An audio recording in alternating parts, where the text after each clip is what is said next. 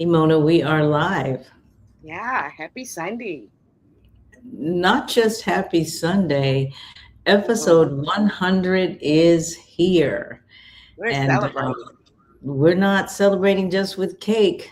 Mona and I, y'all, we are going to tonight break down the 2018 Gillum-Graham math nobody wants to hear about or talk about.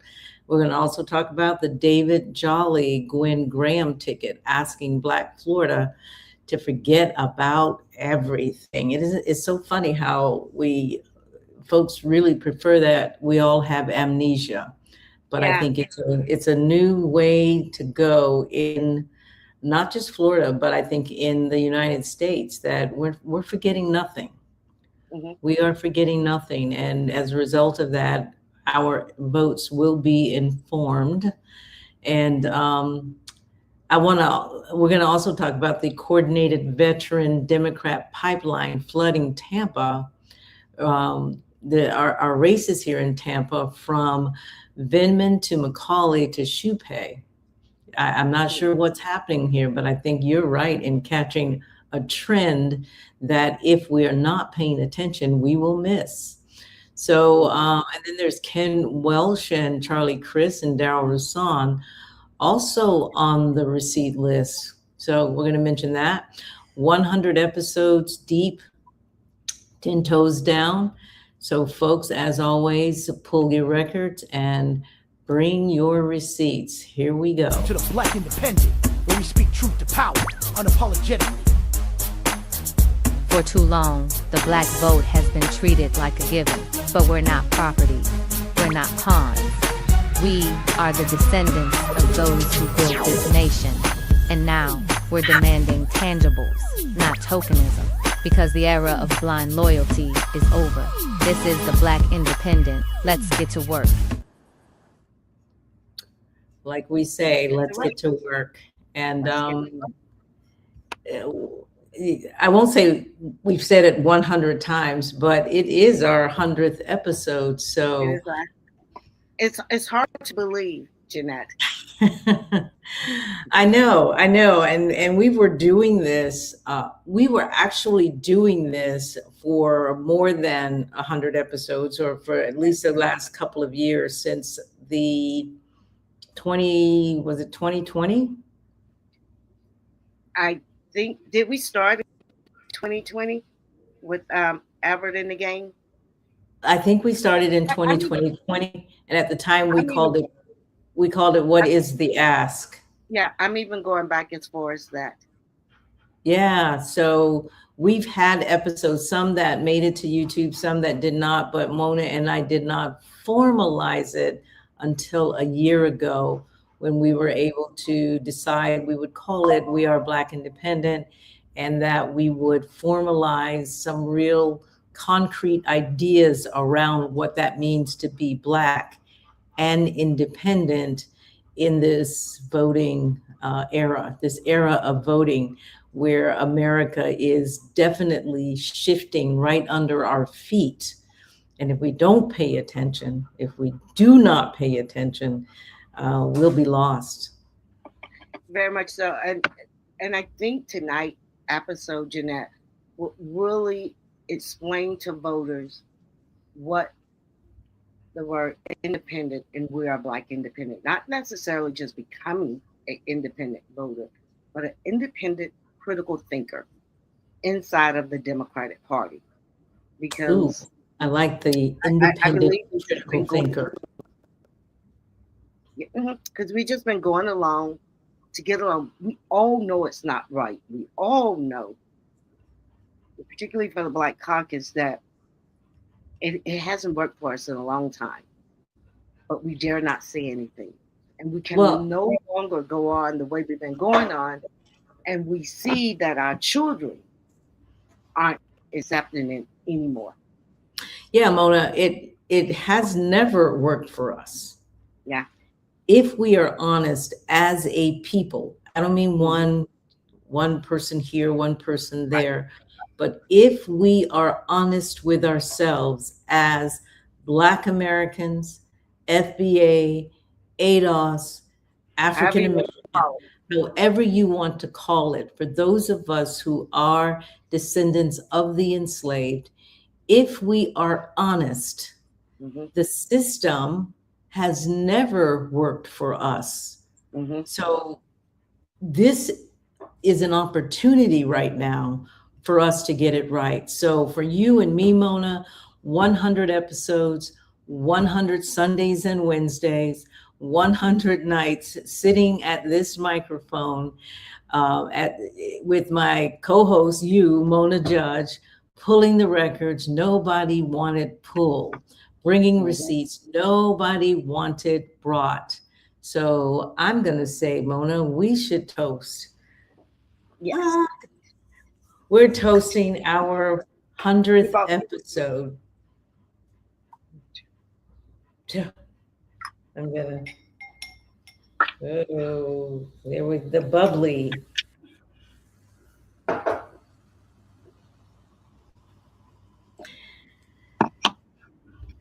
What do you want to say to our 100th anniversary? Because I do have you to thank. I just want you to know that, because you allowed me, even since we started a couple years ago, you allowed me to go back into my studies and sort of take a break.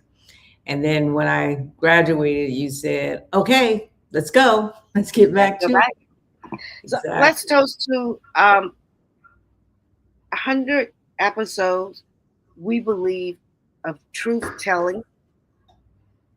And we look forward to the next 100 episode of truth telling. Cheers. Cheers.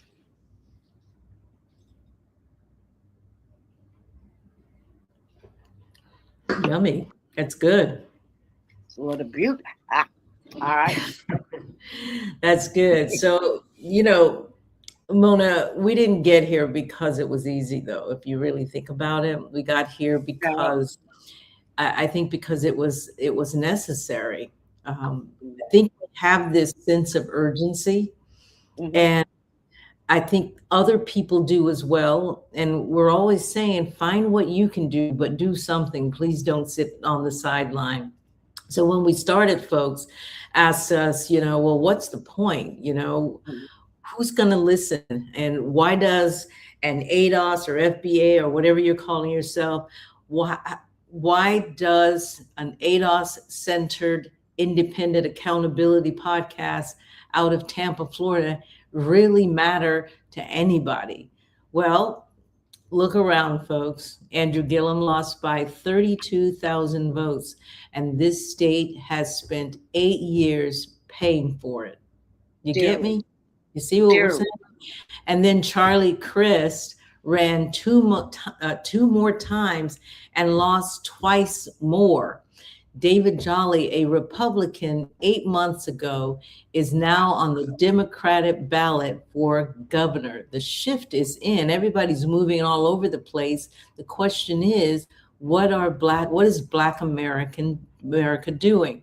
So then there's Gwen Graham, and she's riding shotgun with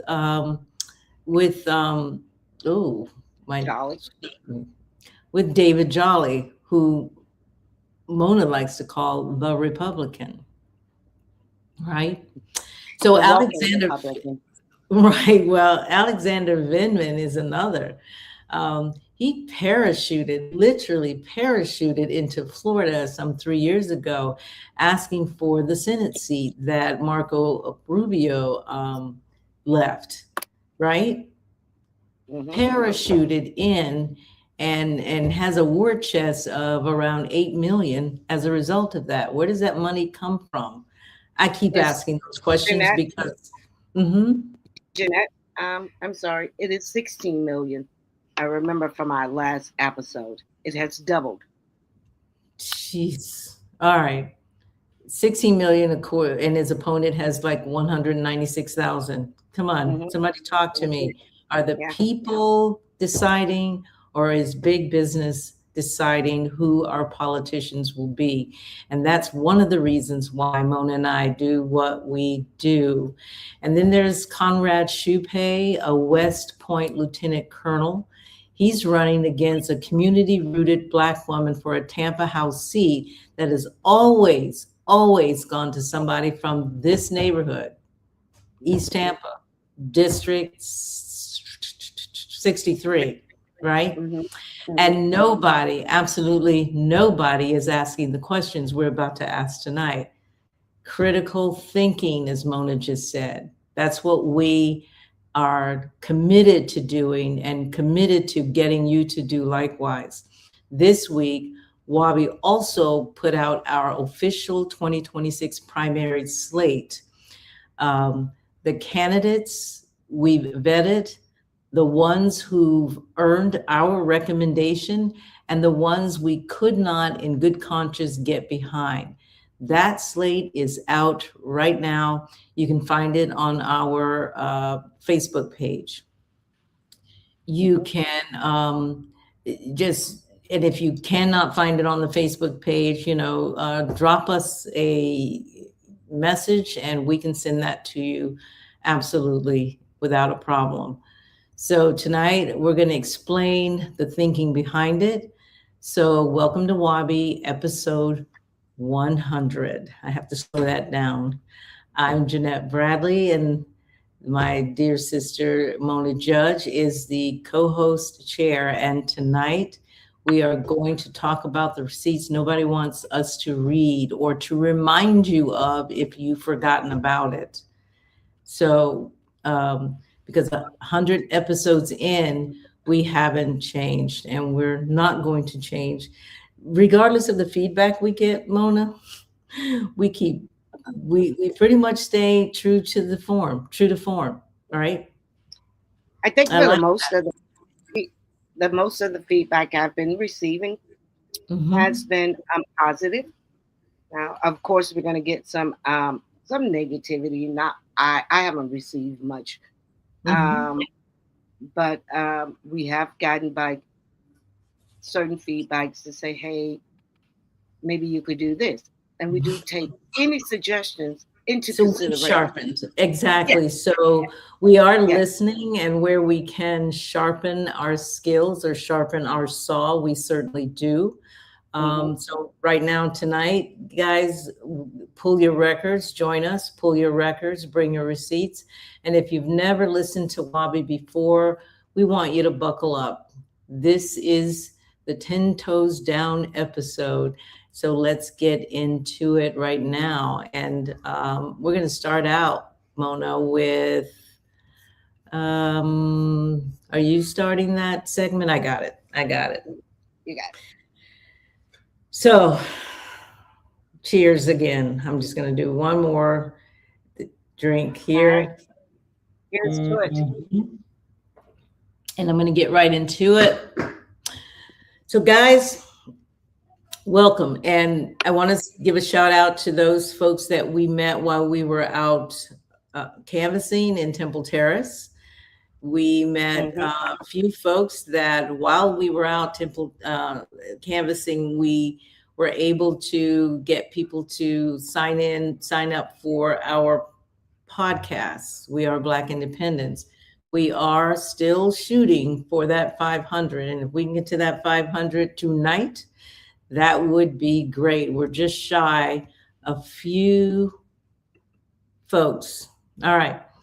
So let me take you back to 2018 because you cannot understand what's happening in this 2026 governor's race without understanding what happened 8 years ago. You guys hear me? So August 28th, 2018, almost, quite a few years to date, Democratic primary for governor of Florida, 5 candidates were on the ballot. So we're telling you a story tonight, and we're asking you to learn from the past. Andrew Gillum, mayor of Tallahassee, Black man, son of Florida, got 5,450 votes, 34%, right?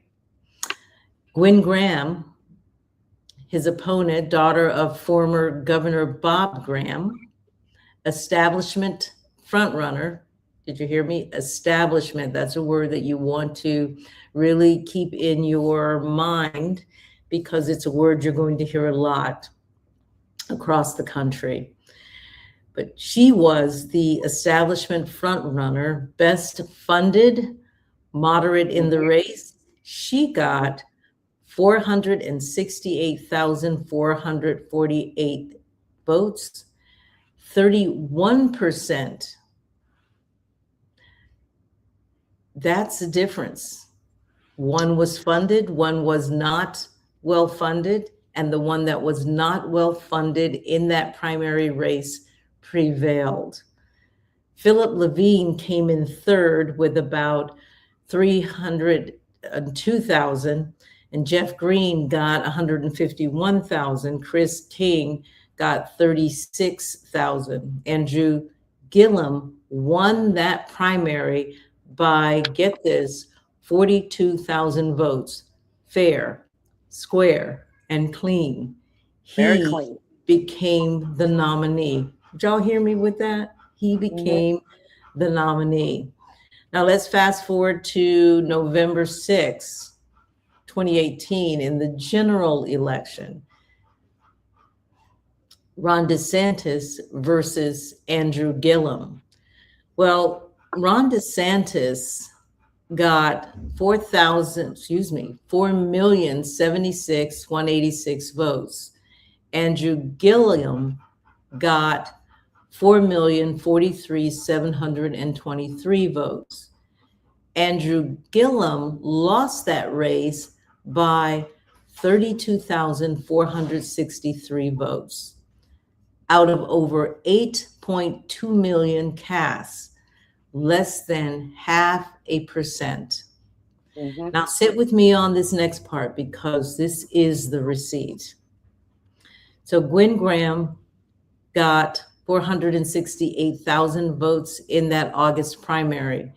If just 7% of her voters had come home to the Democratic nominee in November, 7 out of every 100, Andrew Gillum, I keep saying Gillum, Andrew Gillum wins Florida. There is no DeSantis in that case. There is no Stop Woke.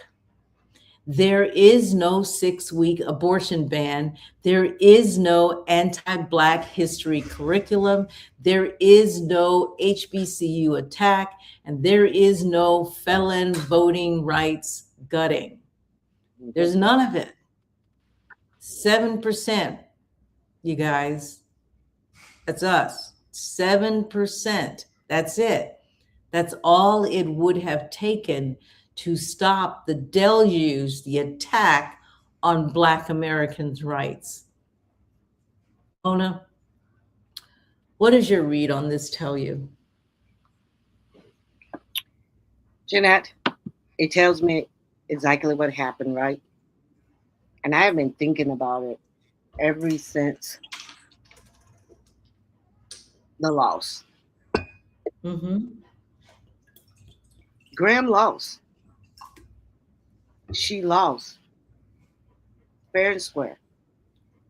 Our voters got mad, and a chunk of them decided they'd rather sacrifice this entire state to a Republican.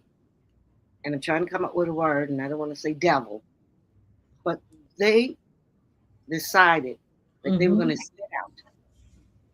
This Republican, I'm going to say devil, didn't get behind a Black man who beat their candidate fair and square. He beat her fair and square. Yeah. And I know this because this was probably one of the races we have worked from beginning to end. We was behind this guy. I have to give a shout out to below Tea and Conversation. All of us, we got behind Andrew Gillum. So we followed from beginning to end. Yep. I remember that. And that is, that is not a speculation. That is just, and I was trying to get a graph, but we forgot about it, to really show the people it's just arithmetic. Just basic math. Just basic math Yeah. How are we going to break this down for you guys? Not the new math that they're doing in school. Still, one plus one equals two. Yeah. Yeah. We're going to show So, you what happens. so the question that I have, and it kind of it's reminiscent of what we see in Texas, if you will, but so Yeah. what did Graham do? What did Graham do about it? Because you'd think a party leader who just lost a primary would spend the next 70 days making sure her voters came home. What happened? Well, you think, right? She'll show up and get behind that candidate. Yeah. And I'm going to be fair here because I'm doing the research here because I wasn't even aware of this because it just seemed like she went radio silent. But when I started doing the research, it appears she did show up at one unity rally in Orlando. Orlando, days after the primary. But, that's the standard photo op. All three of the losing Democrats showed up. And after that, Graham went silent. She went radio silent. She went, what is that saying? Church mouse quiet. To that effect. Because what we do know, she did not cut a TV ad, not one. She did not cut a radio ad. She didn't headline campaign rallies for him. She didn't go to any more Black churches. She didn't go to the HBCU campus. She didn't campaign she didn't even campaign in the moderate white suburban where her voters lived. The ones who actually needed convincing, right? That was her job, to whip her voters in line behind that candidate. Right. Well, let me tell you what did happen. Because as I was moving around with Beth, my friend Beth Scoop. Beth Scoop, yes. Bernie at the time, she convinced me with Bernie, and we were doing it together, and we was back and forwards from Tampa to Orlando to a lot of things, me, Beth, and her husband. But meanwhile, who did show up? Bernie Sanders showed up. Even Obama showed up. He did a rally in Miami. Joe Biden showed up. And Oprah Winfrey, she was knocking on doors in Marion County. Tom Selleck showed up. The outer state progressive world mobilized. The in-state moderate establishment that had just lost that primary, they were notable. And I don't think we noticed it at the time. I don't think so. Yeah, I don't think I noticed that at the time, but these people was gone. They were mute. And the ones that did come in the Democratic Party want to take over. Yeah. But it's kind of funny how all of that occurred. But it's funny how all of that occurred at the time, and the Democrats did not attack her for not going all out for Gillum at the time. But you see the contradiction in how they are treating Jasmine Crockett in Texas. They don't notice these things until we do it, until we do the thing. So that's interesting. So you see it's the reverse, right? Because they expect Jasmine to get on her job. And at least Jasmine is out there motivating her base to vote, right? Yes. Gwen didn't even do that. Jasmine is very still publicly and physically in the campaign. She's just not, but the people are going to get behind Tallarica, and he will secure the seat. Yeah, I believe that the people will, because one thing almost to a fault, one thing Black people will do is they take care of business. And I think right now we understand the problem at hand, probably better than any other race in this country. Black people understand where things are. We may be sitting back, but we are paying attention and we get it because our ancestors told us to be aware and pay attention to everything. But That's what they want to call woke, but it is to stay alert. It's kind of like the watchman. Stay alert, because I want us to do it a little bit different, because as we've been knowing these things, as we know it's not fair, as we know we don't get a fair deal inside of this party, I am tired of being used. I am tired of being used. Connie Burton is joining us tonight. You have your comment section on? I do not have, hold on. There's a lot of comments coming in here. Before we get to your response, you want to go with some of them? Yes, I do. So Kevin Beckham, congrats on 100 episodes. Thank you, Kevin. Thank you so much. Thank you for being Thank you for being such a consistent supporter. We definitely see you, and we do appreciate all of your input. So thank you. And Connie Burton, hello, how are you? Why we dare not. Problems that have been identified require actions. Absolutely. Yes. And that's the thing. That's the thing we got to overcome, is how do we make sure that the actions we do take have value, have meaning, and they're not just actions for action's sake. And sometimes I think we're guilty of that. Well, we don't want to take the action. We're afraid, so we act like we don't see it. Yeah. Or we act like it's not an issue.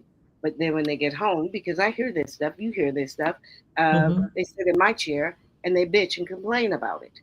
Yeah. They sit in your chair. Behind closed doors, and that's then go tell the people who need to hear it, not me. Yeah. There's a real fear out there, Connie, and I know you see it because you have been out there on the front line for a very, very long time, and we appreciate that, and we see you as well. Let's see, did I have one up there? Congratulations, thank you for that. From Connie, what's the ask from the working class, and who is listening to the people? The working class. I don't even think they have an ask anymore. But we're certainly going to give you ours tonight. You don't think the working class has an ask? I don't think they do. What do they? Then what? I don't know, because they can't just be. They have to have something, huh? What are the asks? The Democratic Party has changed from what it used to be. It now, you heard James Carville say, "Hey, don't use these words. Don't do this. Don't do this. No police reform.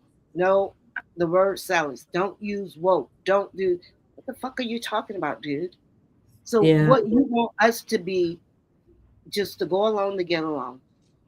Yeah, well, for Connie, you can't do gay stuff. You can't do any of this stuff because they're trying to bring in Republicans, and we're going to show that.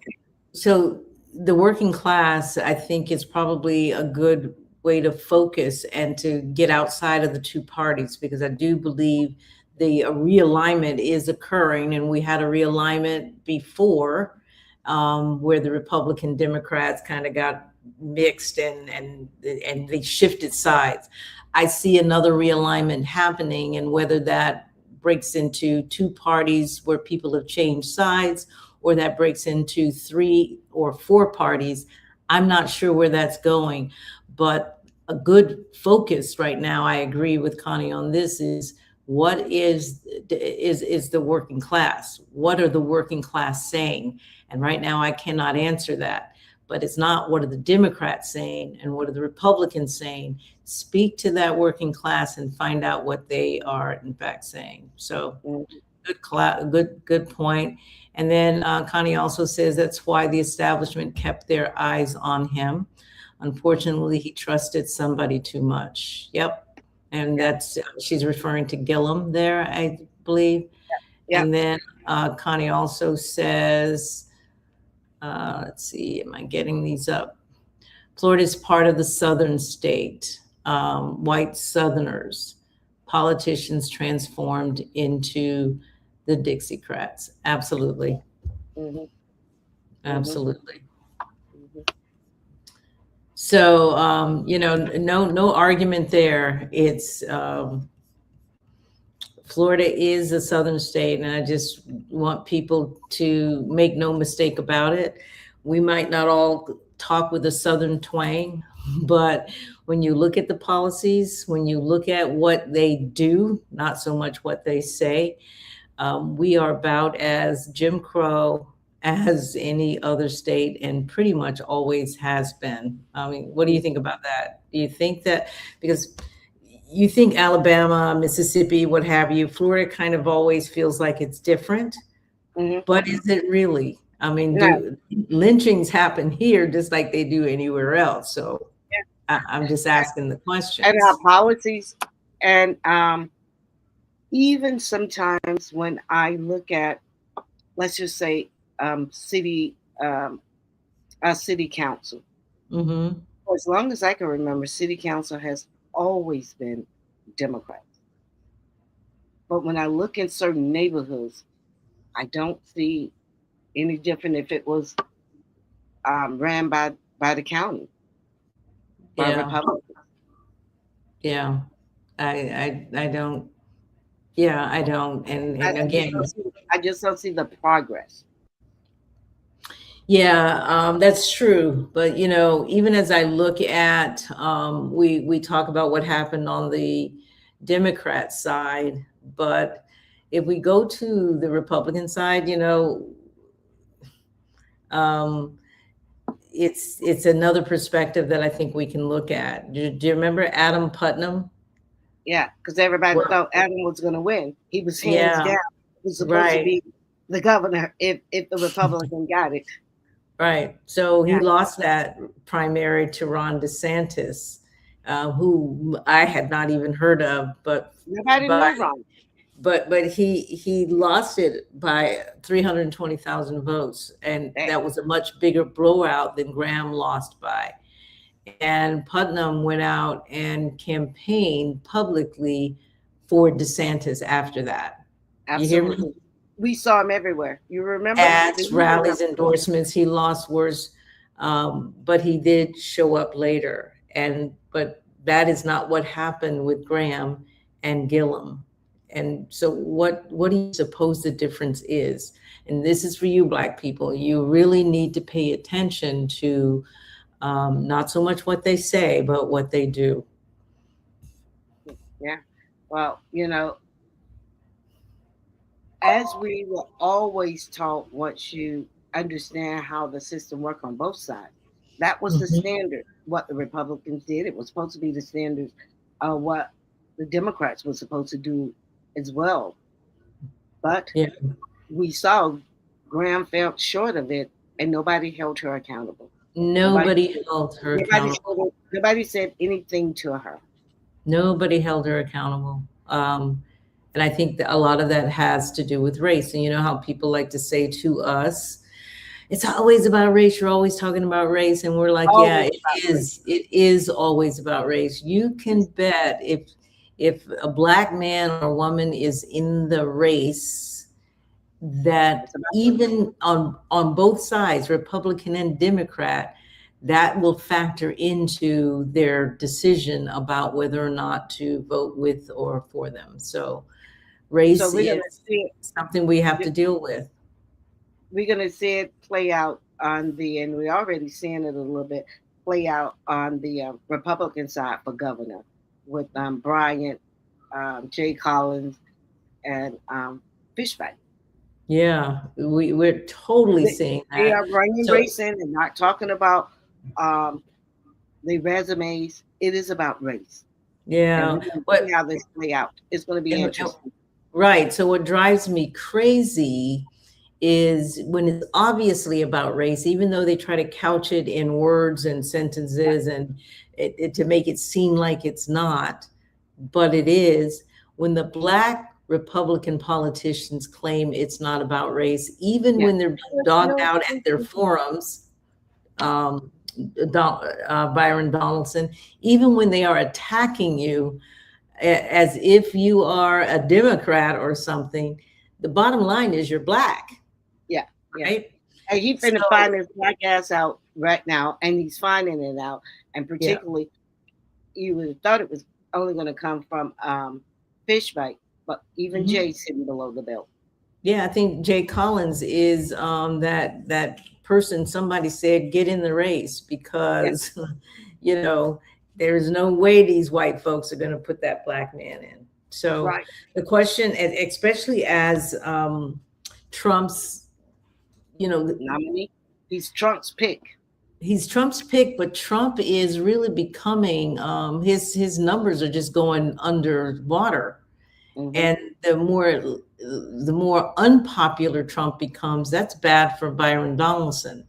And it gives Floridians, white, Republican, racist Floridians, if I will say, permission to vote outside of him. So who's left? You got Fishback and you got Collins. And Collins has a record as a military vet. You can talk about that later, but as a military vet, he has a record that those white Republicans love. They love it. And he seems to have overcome any disabilities as a result of his war record. So the question is not whether Black Florida showed up back then. We did. Our churches, our sororities, our HBCUs, the Divine Nine, the block clubs, we did what we do, and we did our part. The question is whether her voters showed up, and they didn't, and she didn't make them, right? And that's the receipt. That's the receipt you guys need to understand as you go forward into future elections. We have the receipts. We show up. She didn't even try, because I know she couldn't make them, but she didn't even try to convince them that it would be better for all of us, because all of us have caught 8 years of hell under DeSantis. All of us have, but it's kind of weird because it's like they're like, well, I'd rather that than be under a Black man, right? Yes. They're saying that. They would rather go through that.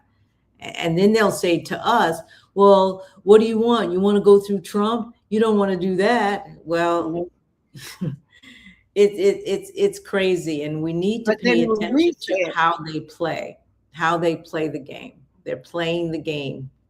And as my niece would say, they're just playing in our faces. In our face. And Jeanette, if we was to do the reverse under this party right here, because particularly I would think about first person to come, and I love her to death, Angela Birds. Oh, you cannot not vote. I didn't see you out there telling the white people that y'all got to vote for Andrew Gillum. I didn't see you saying y'all got to get behind Andrew Gillum. I didn't see y'all whipping Graham in line. But if I or you was to say, hey guys, we're going to hold our vote and we'll deal with whatever Republican that's coming up under the queue.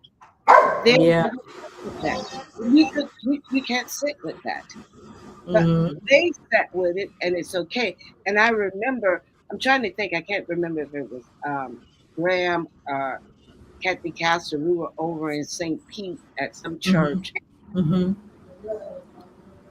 And I said something to one of them that they didn't like. And they asked me to leave the goddamn church. Connie, if you remember, put it in there.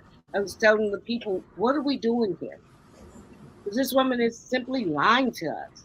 Yeah. And well, we'll get into it. We'll get into it, but you said it earlier. How do we as Black voters become more critical in our thinking? And how do we determine what is a lie and then move differently and confront that lie? right? Got to confront it and not just go along to get along. And there's too much of that. And right now there's so much at stake because America is shifting to be something different than what we know. I need for us to understand that America is shifting. They are shifting. The other races are shifting to accommodate that. There is a race hierarchy where Black people are on the bottom. We talk about that ad nauseum. We talk about that all the time. There is a reason why we as Black people, I'm not talking about Black immigrants necessarily in this case, although they fall to the bottom because they're tethered to us, but there's a reason why we are on the bottom. And in this new iteration of what America is going to become, we have to decide right now, do we keep playing their game or not? Do we say no and that we see you? When at the beginning we were saying, you know, to Kevin and those, thank you for being with us, blah, blah, blah. We see you.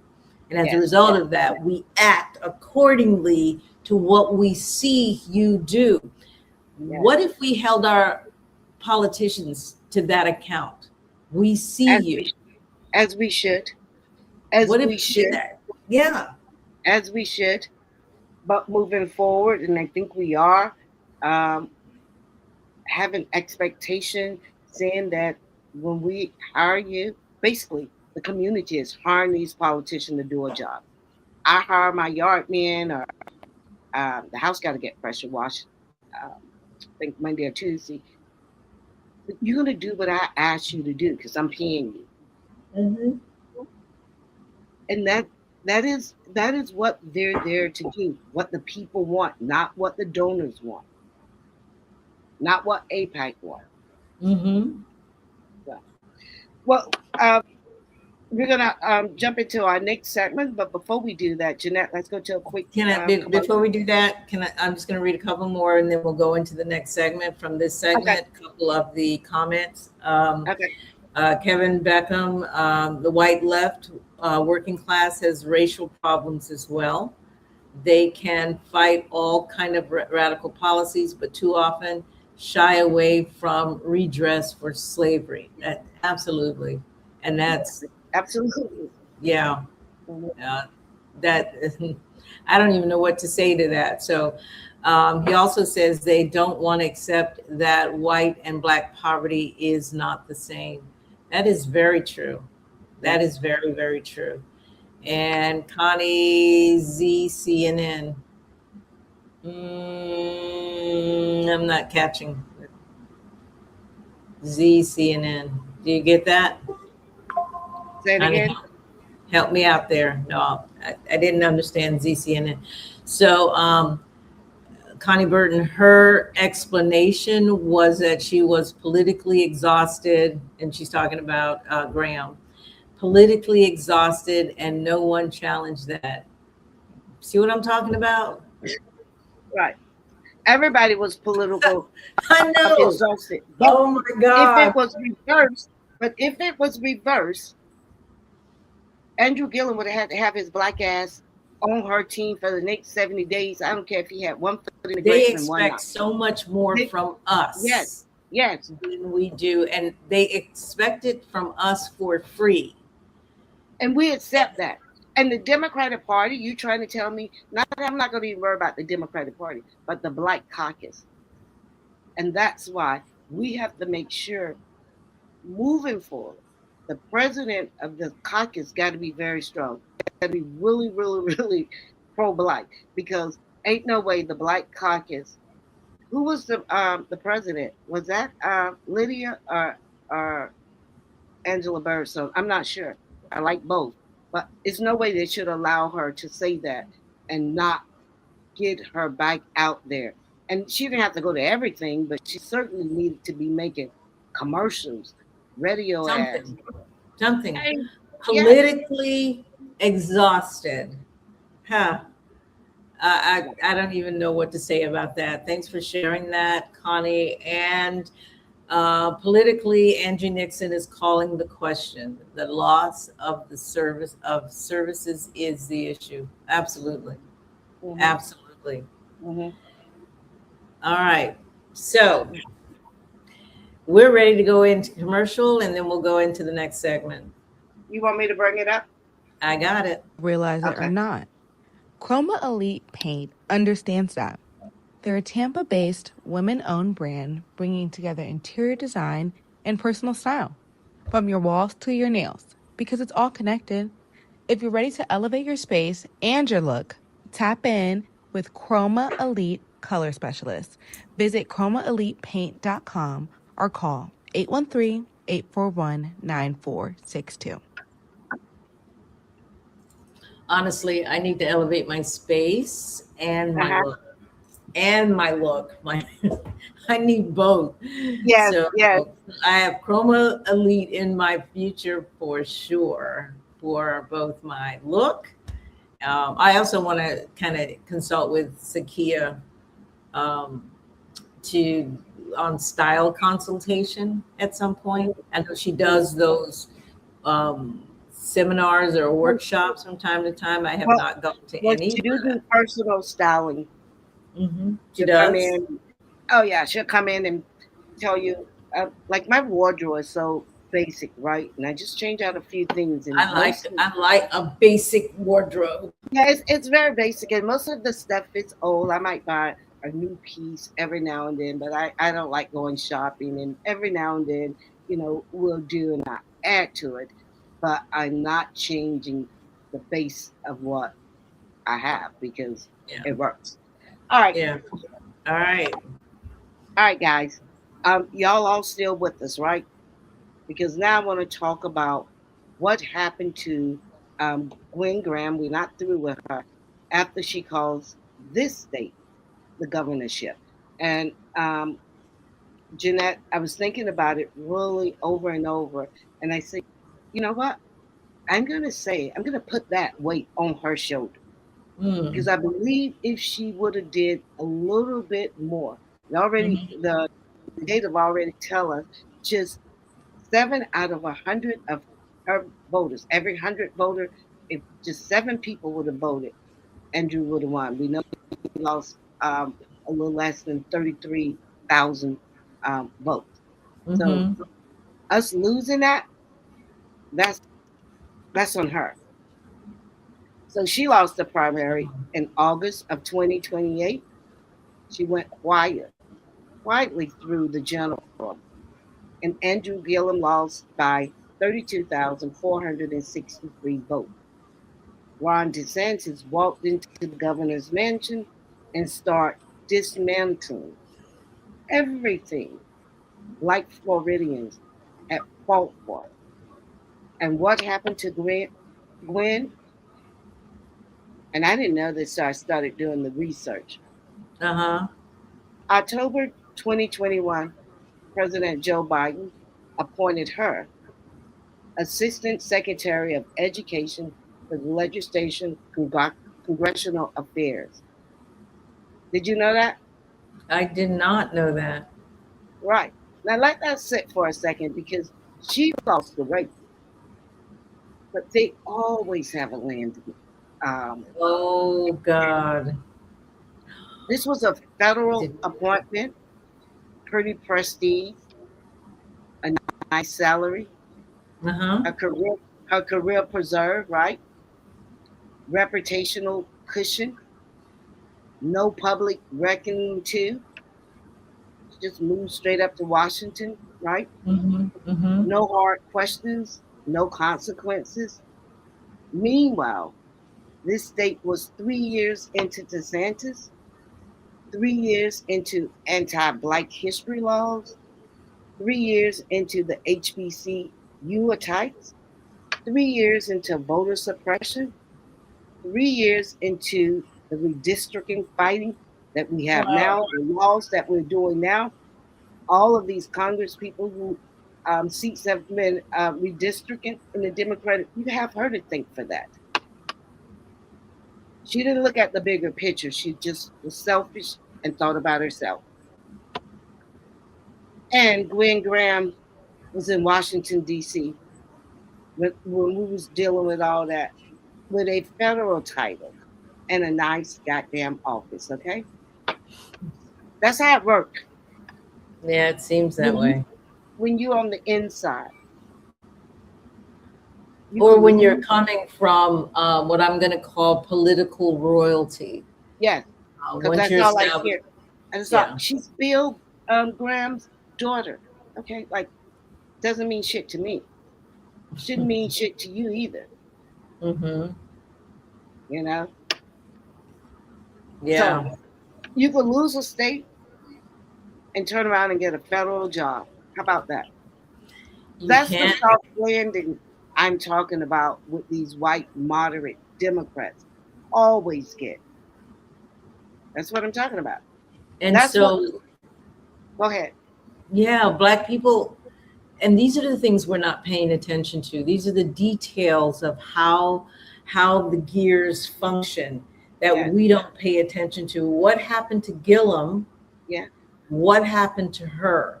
She mhm, catapults up into a federal job. yeah, What happened to him, right? yeah.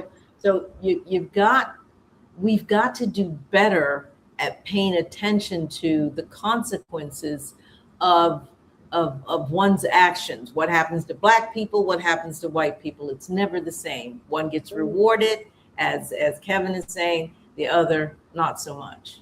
Pushed aside, but that is what the machine does for its own, The and machine. for its own, not us, because Mm-hmm. obviously we're not part of that machine, and I'm okay with that. But I'm tired of rewarding people who just use us. And that is what's been happening. It's hard to face, you know, but nobody asked her why she didn't campaign harder for Gillum.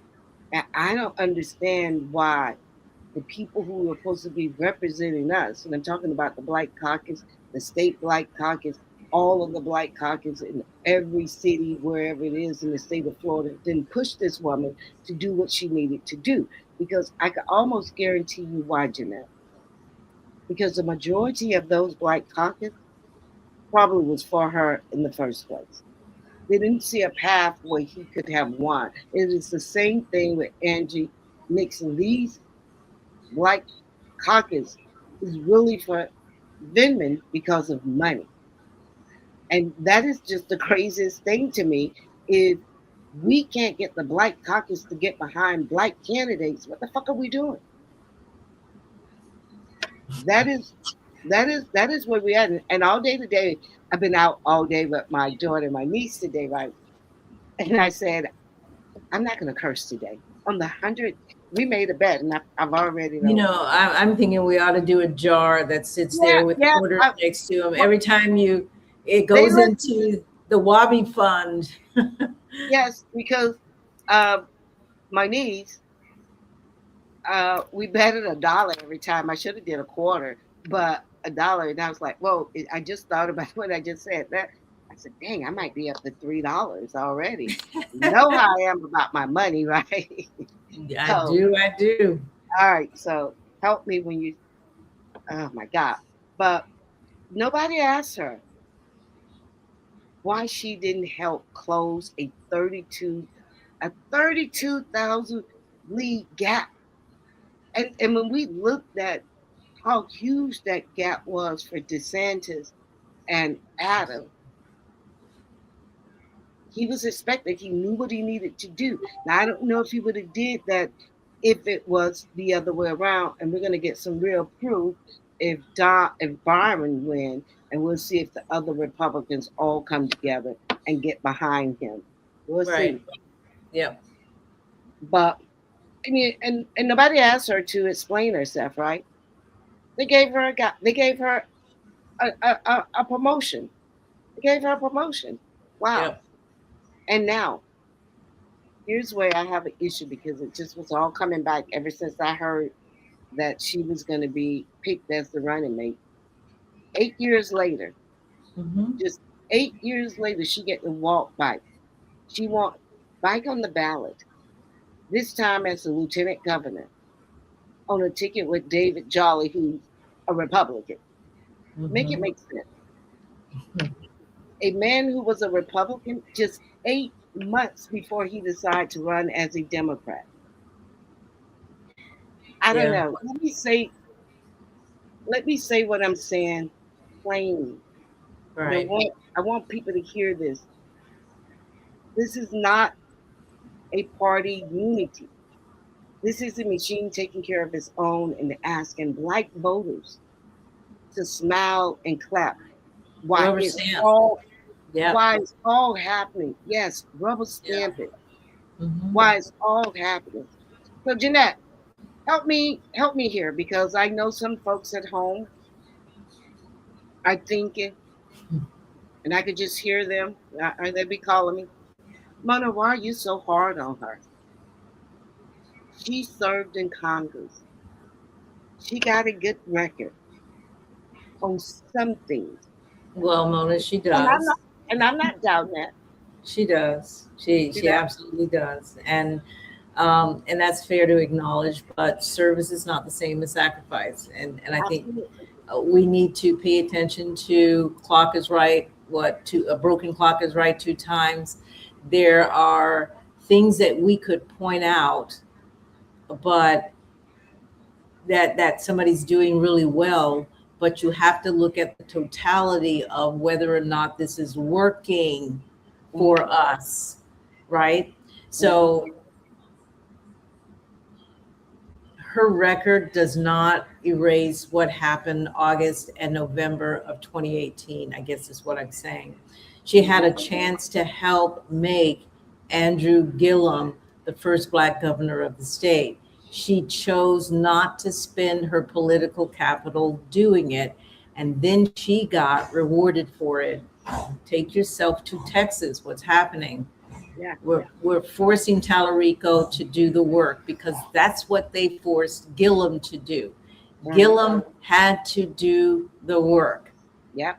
and By she herself. went quiet. You said she went Mhm, quiet on helping him do what needs to be done to get that to close that 32,000 voter gap. mhm, So Democrats need to understand there's a pattern here. And as we have access to more information, we can go back and pull the receipts. This is mhm, what this is. It is pulling the receipts so that today Democrats can clearly see what happened some 8 years ago. And you can say, ah, mhm, okay, I get it. mhm. Should I be this loyal to one party? That's That's it. that's the question. That's the That's question. that's it. So That's so she had that chance and she didn't. She chose not to spend that capital doing it, and then she got rewarded for it. But again, I ask you, well, what happened to Gillum, right? Think about that. Black man, white woman, both went in different paths. One of them right back into the governor's White House, whether it's lieutenant governor or not. Her mhm, path has taken her back into a position that she could ascend to at some point mhm. within striking distance. Yeah. And I would even like to think that maybe Jolly could have picked a running mate that more people could have been excited about because I'm not excited about her. So, Mhm. but that's what you just said. That's it. That's the whole thing. And now she want us, Jeanette, to trust her as Lieutenant Governor of Florida. And I'm saying, ma'am, that is a lot to ask from this community that you watch, and we watch you go quiet when we Yeah. need when we needed Absolutely. her. Now we didn't know how much we needed her back then, but she knew how much it counted. She knew if she stayed out, she Yep. knew that was a whistleblower Right. to our community Yep. to stand down. She didn't have to say anything. They knew what to do. So Yeah. I want to tell our audience and our community, pull your records, bring your receipts, because they simply don't lie. If we're saying something that isn't correct, her and her running mate can call us up, come sit down and explain it. Yeah. That's all we're asking. Hmm. Do the work. Do the work to earn the votes. And Yeah. if you're going to put a ticket together with former Republican and the lieutenant governor as Graham, then come to the black voters and talk to the black voters about what it is that what's our ask, as was said earlier, but what are our demands, and have a look at the WABI demands. It's there if you are interested in gaining those votes. Now, I And know that has, Florida is a hard state, a red state, a gerrymandered red state. Yes, it is. True enough. mhm, But the votes are out there if you go out and get them, mhm. period. Yeah. All right, guys, that was segment 2. You want to go on to the segment 3, Jeanette? Yeah, so And this is kind of interesting. I'm liking this one. yeah, this one is kind of interesting, and you guys stay with us. And these are gonna, right now, we're calling the receipts on people you know. You know these folks, and we're asking you to begin looking at everyone with a much more critical eye. So now we're going to bring this home, and we're going to literally bring it right here, because everything we just talked about at the state level is happening right now at the local level. Now, in St. Petersburg, 25 miles from this studio, Ken Welch, and some of you may not know who Ken Welch is, but he's the first Black mayor of St. Petersburg. He was elected in November of 2021, and he took office in January of 2022. Now, I'm slowing that down so that you get it, because again, we're going to become critical thinkers. We're going to be playing like we're playing on a chessboard. And don't worry, if you don't know how to play chess, learn it as we talk, because it's really about being very strategic about moving the pieces around, knowing who the pieces are and the kind of power that each piece holds, and then strategically moving those pieces around that board. So let's talk about what this man walked into, right? Ken Welch. He took office in the middle of COVID recovery.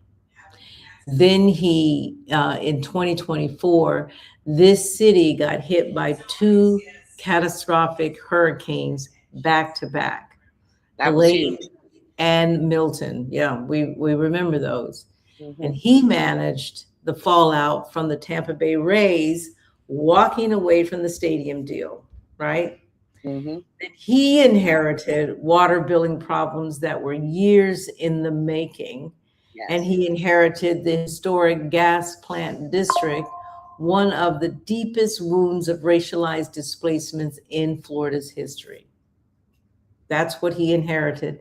That's what he walked into January of 2022. And through all of that, he kept this city standing. Now, right now, here comes Charlie Crist, right? Former Republican Charlie Crist. Seems like the Republicans are moving in on the Democrats, but I digress. That's not the subject. Charlie Crist has been an independent. Charlie Crist has been a Democrat. So he moved from Republican to independent, and he has now shifted over to the Democrat. Think about that. Charlie Crist lost the governor's race to Rick Scott in 2014. Mhm. And part of that too was because there were some people actually thinking about that, saying, nah, we're not buying that, right? Mhm. Mhm.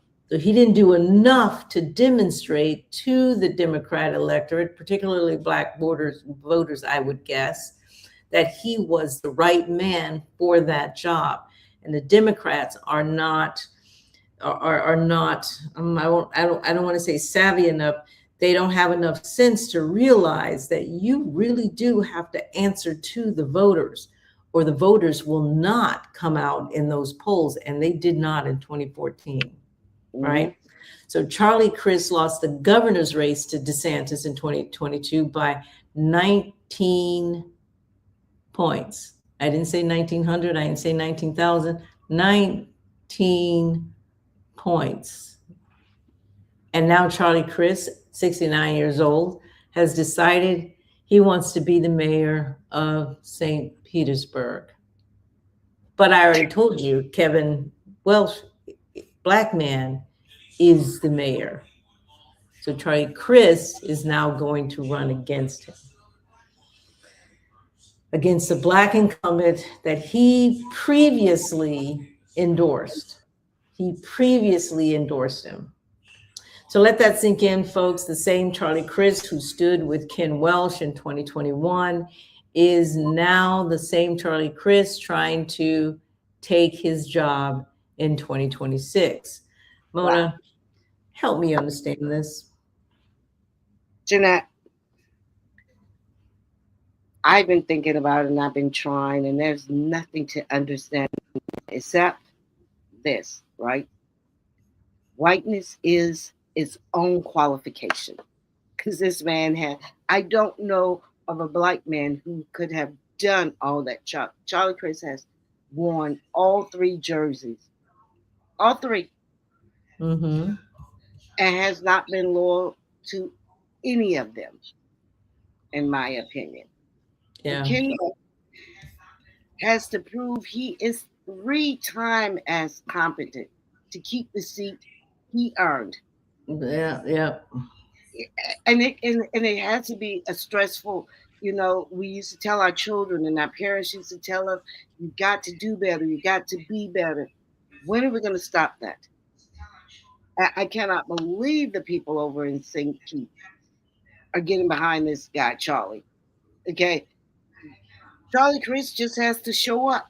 He just has to show up. I mean, it seemed like since 2014, he's just been saying, I'm going to run. Same city, same party, different standards. And here's what really burns me, right? Because Ken Watts weathered 2 hurricanes, a pandemic, a stadium that collapsed, and the historic displacement fight, right? Yeah. But the Democratic donors are lining up behind Crist to unseat him. What the heck? They're literally lining up. I haven't really been following it, but everybody I've talked to over there think that Ken has done a great job under the circumstance. We have to come in and turn everything around, or whatever Crist is saying he didn't do. We have to do that in the first 4 years. It's unbelievable. So over $1 million raised for Crist so far to take a job from a man who has actually been doing it. When has a white politician ever had to clear that bar in this state?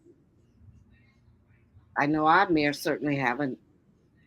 Any of the previous mayors in St. Pete haven't had to.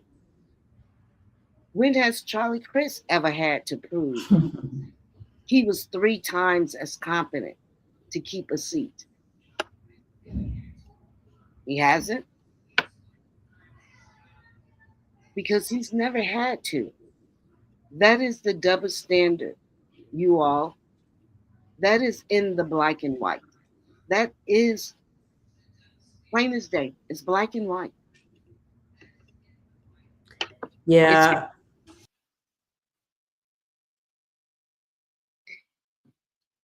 Unbelievable.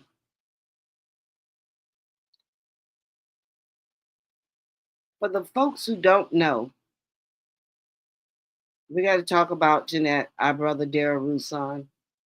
He's our state senator, 18 years in the Florida legislation, former president of the St. Petersburg NAACP, a man like people in South St. Pete have trusted for decades. And we can say this because he's been in politics for 18 years.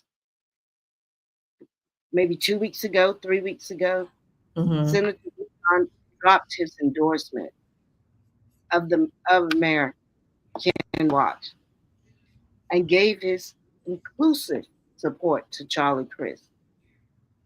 Jeanette, I want you to tell me how could a brother, what made him do that? I don't understand that one. But let me say that again for anybody that's in the bike who probably have missed that. Darryl Rouson. And I remember when I think it was the Black Caucus wouldn't support him. Yeah. And he was just coming out of throat cancer. He had cancer in the throat. And it was so bad. I remember I saw him at Souls to the Poll. Yeah. And I don't remember. I think he was running as a Republican or something. That's why they said they couldn't support the brother. And I was still supporting the guy, you know? It's like, wow. Transactional. We have become very transactional because that's how they play the game. And if we're going to play, then we do the same. You know, Connie Burton here, which I think is really interesting, talks about Darryl Rouson as well. And she says, this community, unfortunately, has allowed certain representatives, senators, included to go without being held accountable. Darryl Rouson recommendation for mayor is hypocritical and self-serving, she says. And I think there's quite a few people that feel the same way that she does and are very disappointed, very disappointed. And that's our problem. We cannot have our leaders selling us out because it benefits them and not the collective. And that's what's been happening. When we see that, and we have been afraid to call them out, but we have to now start calling them out when they're making these bike room deals that we know that's not even going to benefit anybody but you. Dude, you have to maybe sit down or whatever this guy's trying to offer you, because I hope Ken wins the mayor and Darryl Rouson fall wherever he falls. Because he needs to be excommunicated from the community. He don't need to be able to come back in our faces again. So Connie says, hell no to him. Yes. Charlie Crist, and hell no to Darryl Rouson as well. And I think a lot of people agree with that. Yeah. I believe that, because Darryl Rouson pulling his support from the first Black mayor of that city and give it to a career politician who has switched parties not one time but 3 times and lost his last 2 statewide races. It's crazy. It is crazy. You have to ask yourself, and the brother will say, well, if we was to ask him, what are they offering you? What changed?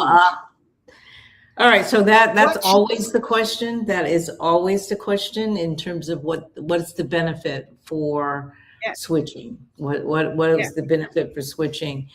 Connie is really doing a lot of comments on this, and she says, and I agree, the same crept with Bob Buckhorn, and look at the line of Black faces that are joining in. Absolutely. Absolutely. Yeah. Now listen, Bob Buckhorn could be a good friend of yours. Bob Buckhorn, it was so funny because my daughter, when he ran, she was in probably middle school. And she says, oh, I thought Bob was our friend. I remember I used to go and stuff envelopes with my mom. And I says, yeah, he could be your friend, but his time is done. Mm-hmm. It's time for something new. You do the research. You go and look and see what did he do where your grandmother lived, where your aunties live, where your Right. cousins live. You go and look and see, is it any different? And tell me if you still want to vote for it. Yeah. Yeah. That's That is the Bob not Buckhorn saying that he's a bad question. guy, but I mean, he didn't He's think about not a that. bad guy. He is not a bad guy. The question is not so much about him, it's about you and what It's your about us. needs are. Absolutely. What are the needs of the Black community, and who is the best person to put forth who can help fulfill it? And we need to look to ourselves as to what the need is and who can best fulfill it. It's not about friendships. Mhm. It just is Yeah. not. And that's the problem that we still, as you say, as immature voters, that we still have to overcome. Connie, these white men cannot fathom being up under the leadership of a successful Black politician. That's very, very true. And she also says Rouson has always been self-serving. Yep. I think that's one of the two reasons why some people couldn't tell if he's Democrat or Republican. They were like, well, Yeah. what is he? We have to call it what it is, right? Because I'm thinking, and like my brother said that, we just can't. I can't be disrespecting Black men, and I don't want to call him a I coon or don't whatever. know about that. Yeah, I don't know about that. Clarence Thomas, Tim Scott, Byron Donalds. those people we don't consider Black men, and maybe Rouson might have to go over there. But what we do know, that if this man has been in leadership, what I'm thinking for 18 years, what he did. It's been a long time. Yeah. That wasn't leadership. And that wasn't even principle. His principles didn't change. Nothing that Ken did or anything that Crist did to say, hey, I have a change of heart. I'm going to say it was cowardice. Dressed up in a nice suit, maybe. It was cowardice. Because I don't want to call him a coon. Who got to him and told him to do that? I mean, brother, you look freaking weak. And I want to say the F word, but you look freaking weak. And I can have no respect for a weak Black man. I'm sorry. And that was you doing what these party machines have taught our Black elected officials to do. Basically, get in line. Somebody told him to get in line. Somebody offered him something. I don't know what it is, but because he won't come on, because I did reach out to him. Okay. Won't come on. We have to speculate. And somebody told him, look here, brother, you can't rock the boat. You got to bite the Black candidate. The Black people wasn't getting behind Charlie Crist. And what we have to let them know that Darryl Rouson don't speak for the Black community. And that we're biking the bear for a second term. Yeah, you got to wonder what happens if the Black community really came together. I mean, really, take any city in the United States, and the Black community during voting electorates or any other time, they marched in lockstep.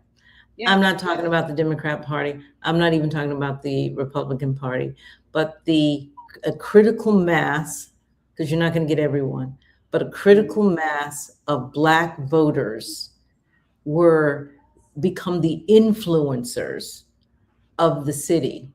And they are the ones who then become the kingmakers, the ones that actually choose who and what. And then you don't have politicians that are sunsetting, and I don't know if Rouson is sunsetting or not, that are choosing in a very, as Connie said, self-serving way, rather than for the good of the whole. And when I say whole, I am talking about Black folks, but anytime policy or you do something that works for Black folks, it lifts everybody else benefits. Yes. So When we And fight, then we probably fight so for much. Black folks. We're not fighting for everybody. We fight for the rights of Black folks. And we know, as do you, everybody benefits as a result of the fight for Black rights. Period. Full stop. So I just want to say to St. Pete that you have a chance to stand with your Black mayor who has earned his reelection. You have a chance to send a message that when Black excellence show up, we have to protect it. Because if he was doing something so bad, Jeanette, we would have heard about it over here, right? Mm-hmm. You guys have a chance to show the community that trusts you for 18 years, that their trust meant something, and not get behind Rouson. And you send that and you spend that trust not on Charlie Crist. Shame on Charlie Crist for doing this, because I know that he has to have his hand in this some kind of way. Mm-hmm. Him, his people, the organization, because it would be no way for this Black man to come back and take that withdrawal, that endorsement, without Charlie Crist coming in doing manipulating it. Just There's to show something- how to show how weak Rouson is. It makes your friend, if you're gonna call Rouson your friend, it makes him look like a weak Negro. Yeah. And he doesn't care, because all that white man wants is what he wants. Yeah. Those chess pieces are being moved, and we do not see exactly who's benefiting from what move. So I would say, Mona, to the voters of St. Pete, especially South St. Pete, Ken Welch has done the job. You know this. You absolutely do. And you cannot let these politicians swoop in and tell you otherwise. He deserves your vote. Don't let a state senator with one foot out of the door tell you your first Black mayor isn't good enough. Because the message we send in this mayor's race is the same message we're sending in the governor's race. If we let them roll Ken Welch, then they'll roll over every Black candidate that comes after him. Y'all, 10 toes down, right here in St. Pete. Jeanette, we're gonna skip our next commercial. You wanna go on to the last segment? Okay. Yeah, you got it. Yeah. So all right, you guys, let's bring the big fish home. Because we can't stop tonight. We cannot get by in our 100th anniversary and not pull the receipts for the big fish. So we're going to talk about David Jolly.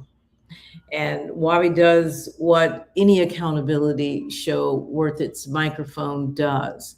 We reached out to the David Jolly campaign through our Facebook page. We asked for an interview, fair questions, fair platform, the chance to speak directly to Black Florida in Black Florida terms.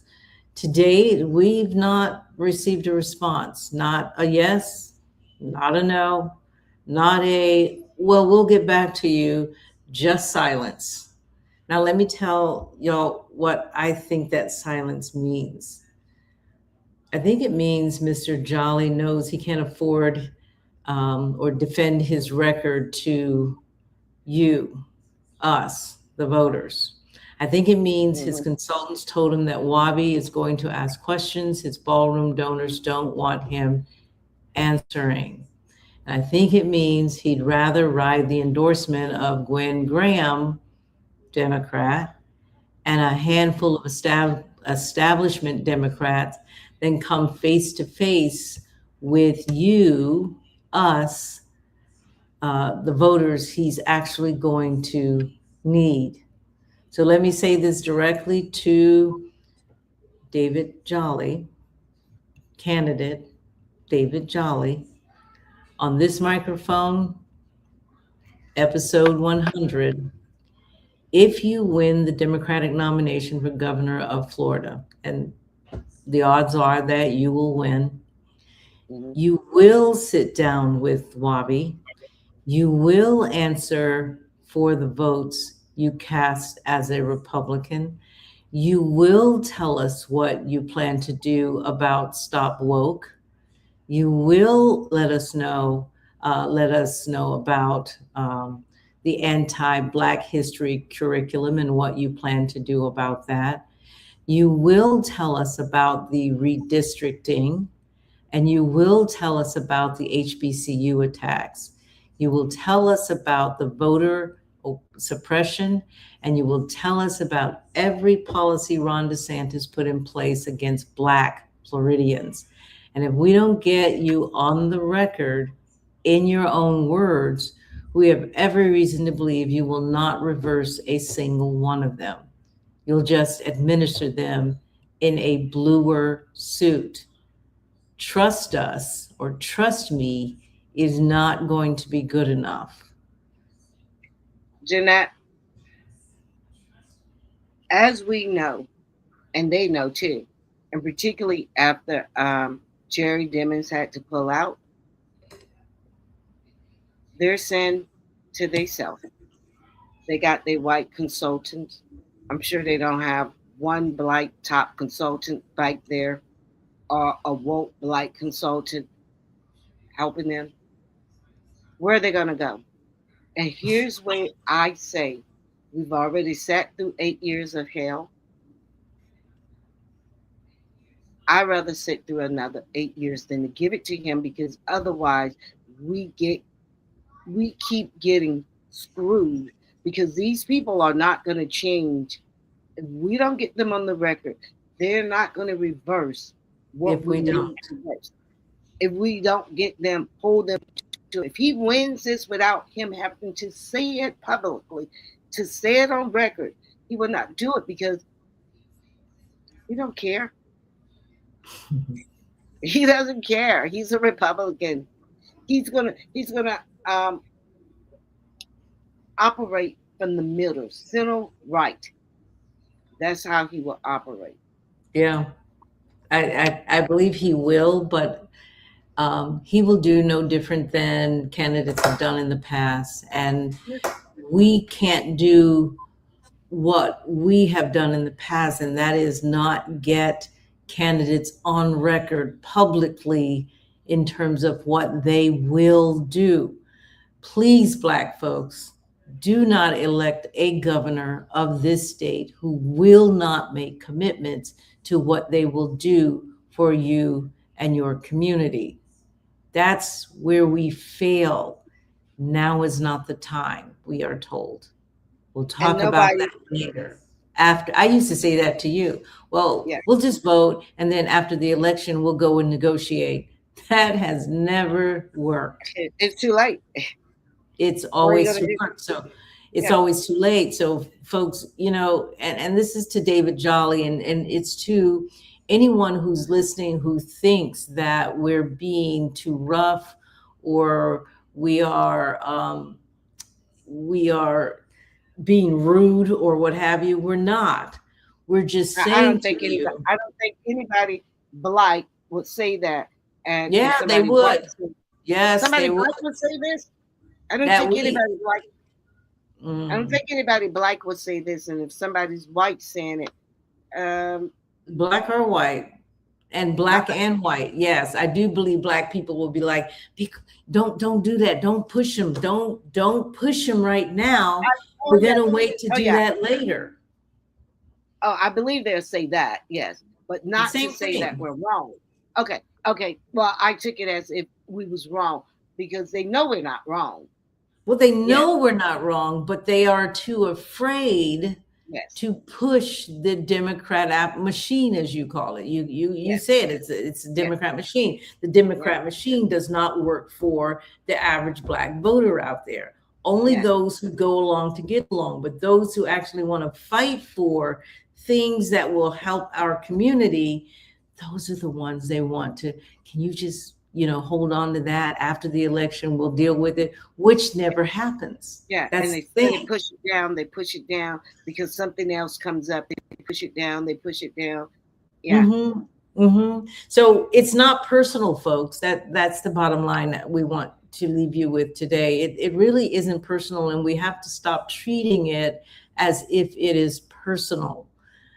This is procedural. Every candidate on our slate got the same offer. Well, most of them, because some of them we could not talk to, right? Some sat down, some didn't.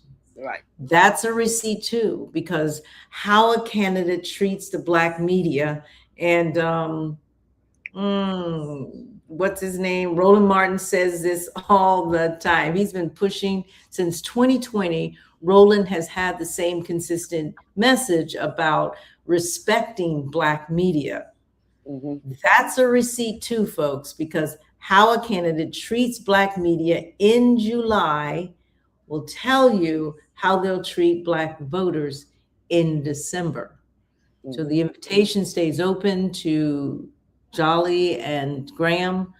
The door is right here, but the clock is definitely ticking. And Jeanette, I could see his consultants because, we reached out to them on their Facebook page. He's not reading the Facebook page they're reading. And they probably says, oh, they don't have a big audience. Okay, keep thinking that. Yeah. We're expecting for you guys to reach out, set up something. And I would suggest before the 18th because I just would. But, we're the community and we are definitely watching them.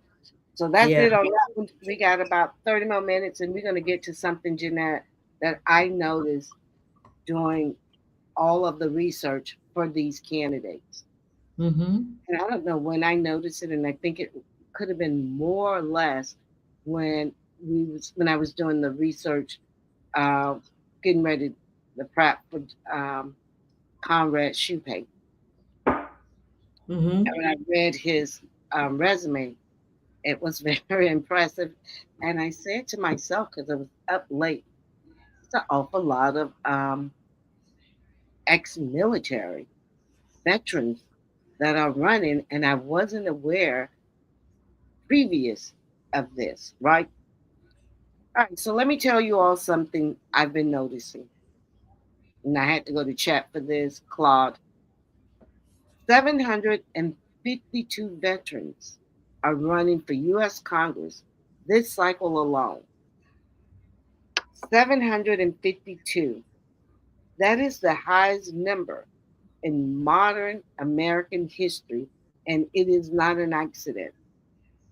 It is a strategy, because I kept noticing that pattern, and I said, this is getting to be a little scared. I don't know, I'm getting a little older now. I guess because I'm aware and I see where things are, I want to make sure that the America, that the next generation and our future generation of our people don't have to continue to do the way we've lived. And I don't see that changing with us, right? But the Democratic Party has decided that instead of running on policies, Jeanette, instead of running on what we're going to do for the people, they're going to run on resumes, military resume, the CIA resume, the national security resume, because they think that's what sells to swing voters. And that is what I've been noticing, particularly when Harris was running for president. I noticed something, and all of this really happened when Trump, his second term, right? They wanted to get the non-mega nuts, I guess, into the Democratic Party. Right. Yeah. So, because they think that's what's going to sell to those people, and that would have gave them enough power to beat the Republican Party. And here's what nobody wants to say out loud. Those resume, they come with a raw view attached. You know that. I know that. Your father was in the military. Um, I have cousins in the military. Yeah. My husband was in the military. I know the way, you know the way these people think, right? Right. So when you spent 20 plus years in the US military, or even better yet, in the intelligence community or on the National Security Council, you don't just come out with a uniform or Purple Heart. You come out with a framework. You come out with a certain mindset, a framework where American foreign policy is sacred. No matter what we're thinking right now, those people thinking, and it's been embedded in them over and over, they're thinking totally different. What Israel is a permanent, unquestionable ally, where the defense budget is untouchable. It is Yes. ridiculous when we look at what this budget is. Same thing local with our police department, right? Mm-hmm. Where the wars are always somebody else's fault. And Jeanette, I did some deep dive, right? That Right. pipeline has a name. And I kept noticing both vets. You remember when we was doing where the people was getting their money from? Mm-hmm. Vote new political. All of this stuff is the Pete Buttigieg wing of the party. So they recruit these candidates, they fund them, they endorse them. And I'm not saying anything's wrong with that just yet, but I'm Right. just noticing a pattern. And generally, when I'm noticing something like this, they're hiding something isn't right. It's just not sitting right with me. So Mm-hmm. let me give you all the receipts, even even right here in Florida, because we talked about it. Alexander Vindman, why he got $16 million. He's running for the U.S. Senate. He's endorsed by both vets. He's endorsed by New Political. Colonel Darryl McAuley, Air Force Colonel, was running in Florida, um, 15 congressional district against Laura Mm-hmm. Lee, probably where he should have stayed if they believed in it so much. Now, after May 2026 redistricting, and you can thank Gwen Graham for that, he's running in the 12th against Gus Villarakas. He switched district halfway through the campaign, Jeanette. If he was so strong, I believe he should have been a better candidate against Laura Lee. Question though, if they're redoing the districts and his house now falls in the new district, he then has to change. Yes? No? I'm just No, curious. I think he could have stayed because it was halfway. Because I'm not sure, so I don't want to say this, but I think someone told me this guy lives in Orlando. Do he live in our district? Can't go all the way to Orlando. Yeah, I would just question whether or not he had to change because of his address. He didn't have to change. He thought, I'm sure he knows this is an easier, or he's assuming this is the easier race to run in. Okay, just Yeah, check that. I would say check that. yeah. In my opinion, I'll say that. Okay. Not talking on fights, just opinions right now because I didn't check that.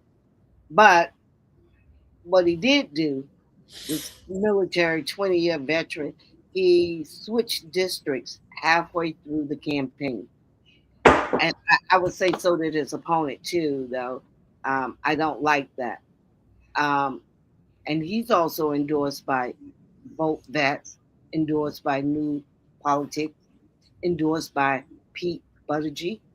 Same pipeline, same donors, same scripts. And this doesn't stop at Congress because it's happening in Tallahassee too.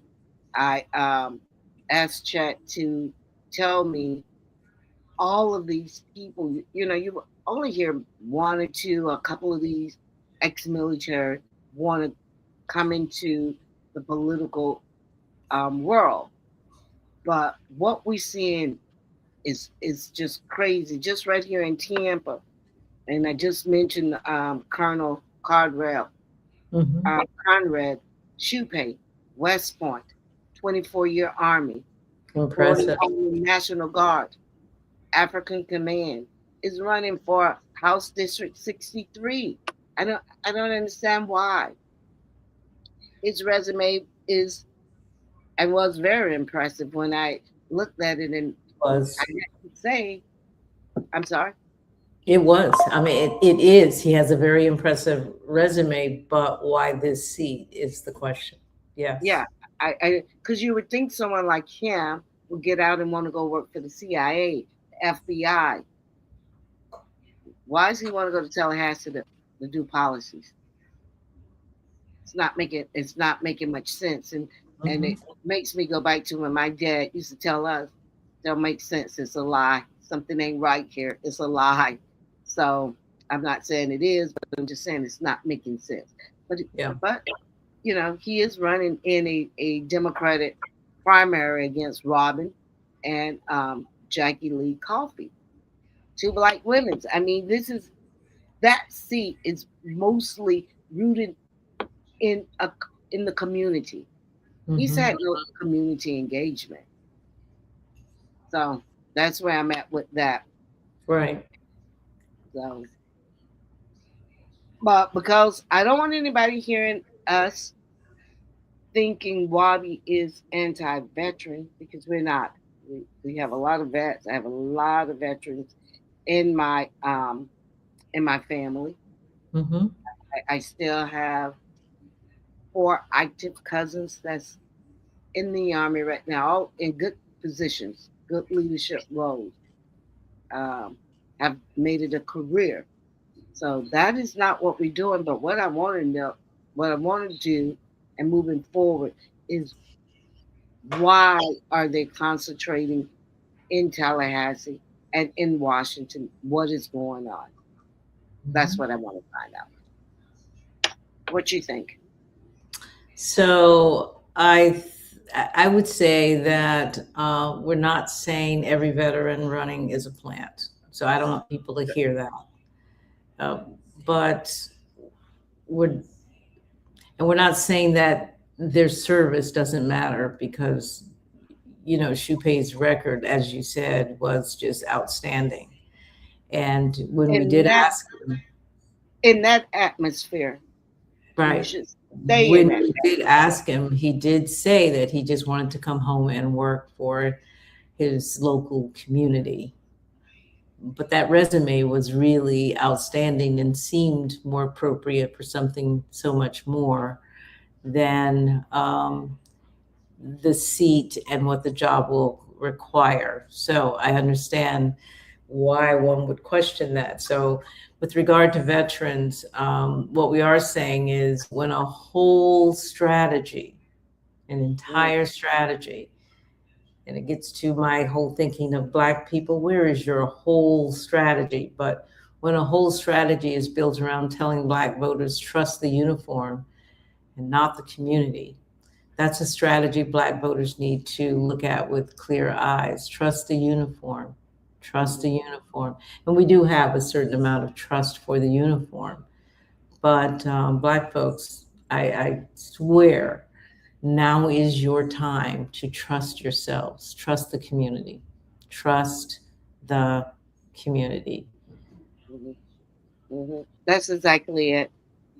And here's what Black Florida needs to hear, because everybody wants to talk about Vindman, where he testified against Trump. And I said, okay, but I had to start thinking, so this guy, when I start really digging into his background, Ukrainian, he didn't like what Trump was doing with that war, what Trump was saying. And I says, whoa, this man is anti-MAGA, not anti-Republican. They don't like that move. And we know a lot of people who are anti-Trump. But that's not a political philosophy. It's a preference, right? That's what it is. They don't like Trump. That's it. It tells me it tells me that somebody who doesn't like Donald Trump, but it tells me nothing about whether they're going to fight for me and you. It tells me nothing if they're going to fight for reparations. It tells me nothing if they're going to reverse all the harm that DeSantis has done. It doesn't tell us that. Because we can look at Liz Cheney, who testified against, right? So did Adam Kinzer, so did Mitt Romney. And every one of them, we're just so quick to say, oh, they're against Trump. But every one of them voted for policy that harm Black America almost 90% of the time, right? Yep. So being anti-MAGA doesn't make you a Democrat. And that is what we got to understand. Being disgusted by Trump personally is the lowest bar. I mean, it's just the lowest bar possible for a Democrat in Florida in 2026. Like you like to say, that's the floor, not the ceiling, right? Right. That's not even that's not even the starting line. Uniforms don't vote for reparations. Nope, they don't. Resumes don't vote for the Black agenda. That is correct. Voters do. And we need to know exactly who we're sending. That's the standard. We need to know who we are sending, because we don't. We act like, when I talk to people in the Black Caucus or the Democratic Party, what they tell me about Vindman is, oh, he got some money. You know nothing about this guy. Oh, all they do know, though, everybody tell me, he testified against Trump. Okay. That's what we know. Okay. Yeah. He testified against Trump because that was his home country. Right. And did you watch him over the next year? And are you looking at his brother and his brother's policy? He has a twin And his policy. who's in West Virginia. Did you watch what is important to them and how they really stood for Ukraine? I'm not saying we should not have, but I believe one of his big motivations was how the Senate and the House sort of abandoned Ukraine. And so he felt that he needed to be a part of that. That's my take. We didn't get a chance to talk to him to ask him those very questions. But as Black Americans, and this is where I agree with you, Mona, this is where we're missing it. We are adopting everybody else's platform, everybody else's issues. But when it comes to ours, we are too quick to say, we're going to talk about that later. We let them convince us, at least our leaders do, to put it off to the side. And then we elect leaders who gladly do so and don't bring it up seriously, because somebody might say, well, we had this HR 40 for what, 40 years? We've had 40, HR 40. And not one person. That's a problem, because I've seen policies move a whole lot faster than 40 years. So absolutely. What I'm saying is, we also have, even as we put out our slate, and I just want to bring everybody's attention to the fact that Wabi just put out a slate last week. You can find it on our Facebook page. We put out a slate, and we know that there will be some individuals that do not make it to the finish line. But what we do know is that they are the ones that are interested in how do we as a Black community embrace these individuals and get them ready for that next race. How do we begin, as you say, Mona, making sure that we know exactly who we are sending from one election cycle to the next to carry the agenda that's important to us. That's what we are not doing. And that's what Wabi is committed to doing, so that when we look at candidates and we make recommendations to you, we are looking at it from a Black perspective in terms of what we are trying to grow as a community, because we do believe you take care of the Black population, the Black community, everybody else gets taken care of. And So Jeanette, we start with that as the basis for the demand or the ask. Yes. and we have to look at it from a Black perspective, because we have not gotten into the world that most white people want us to be. Like, they want us to be there, but they don't want us to be there in a colorless world, because they know it's not. They make laws against us. I don't care if it's Republicans or Democrats. So they know we're not there. So it is our job, it is our obligation to look out for the best interest of ourselves, our children, the next generation, and the next generation. That is got to be at least the standard, that we know these people. I'm not getting a good feel from this guy, Vindman. Jolly, I'm not but Vindman, I don't know. I'm not feeling him at all. He's almost like a scary character to me. Yeah, but it's not even a matter of feeling, dear Black people. It's not a matter of how we feel. It's a matter of, are we getting them to make statements about our needs and our agenda in public? Are we putting them on public record in terms of how they will handle issues that are important to the Black community? And I want to be very specific about that, because we are not. We are way too silent, and it's very easy. It's what Mamdani did, and it's what those Democrat socialists, and I'm not saying you're Democrat socialists or you're, the point is, they are putting politicians on record, and they are beating the establishment as a result of it. That's all I'm saying to you, is stop being so afraid to challenge the establishment, who, yes, has millions and millions of dollars. Vindman's war chest, as Mona said, is 16 million compared to Nixon, Angie yeah, Nixon. I was going to say Anita. Angie Nixon at 196,000. Now, that 196,000 means something, because we get to know that she is at least out there.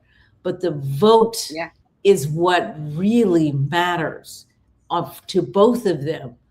The vote, your family's vote, your friends' vote, that is what will actually matter in the end. And that only happens when we, as African Americans, Black Americans, ADOS, FBA, however you want to call yourself, we absolutely have to show up for these voters. So, and particularly for that Senate race, that is going to be the most watched, that is the race that we have to get right as a community. And when I hear Black people in the Democratic Party thinking, and maybe you people have to say this to get along, then do that. But when you get behind that booth, or you doing your mail-in, fall in line, because it's going to be a problem if these people. This guy is a dangerous, I'm just saying, individual. But that is we have to have a standard. That's our standard, and Wabi is going to hold every Democrat in this cycle to it. So we're going to try to get those three on the and Jeanette, you actually was at an event with him. He said he wanted to come on. Yeah, he That did. this He is the did. problem. These people, He did. they know how to do the mind manipulation. Well, part of that He's too, he's not you going to say, do it. yeah, you say that to someone, and then you go and do your research, and you realize that our reach is it's very low at this point, and so they decide and calculate, is this worth our time? And then they realize the kind of questions that we do ask, and yes, we do put them on blast, if you will, and they don't want these things to be held against them. Again, if you're running for a federal position, we want to know your position on Gaza. We want to know if you're running for the House, we want to know, do you support Hakeem Jeffries, who takes over a couple million, if you will, if not almost somewhere around there? What is your position on whether or not he should be Speaker of the House? Will you vote for him or not? These are difficult positions for them to take or make. And if they are an establishment candidate with 16 million to work from, I understand, but it says a lot. It says everything you need to know. And that's what we're asking you to do, is ask the hard questions, watch their response, and that will tell you what we're dealing with. And your issues, Black folks, if you don't stand up for them, if you don't ask these candidates, you will not be counted into the new America that is emerging as we speak. As we speak. And what you will have to do is continue, in many cases, to go along to get along. Yeah, I say when someone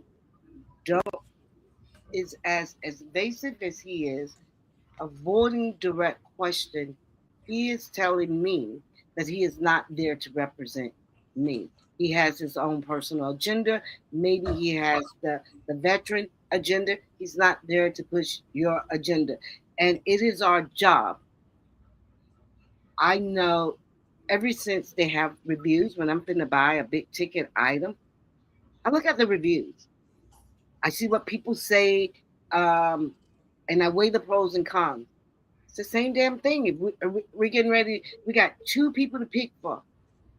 We have to be able to ask both them questions and decide the pros and cons.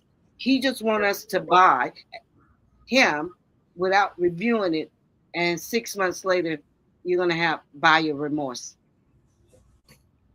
So guys, that's where we stay as Black voters, and I cannot believe our Black leaders haven't, because they can't even.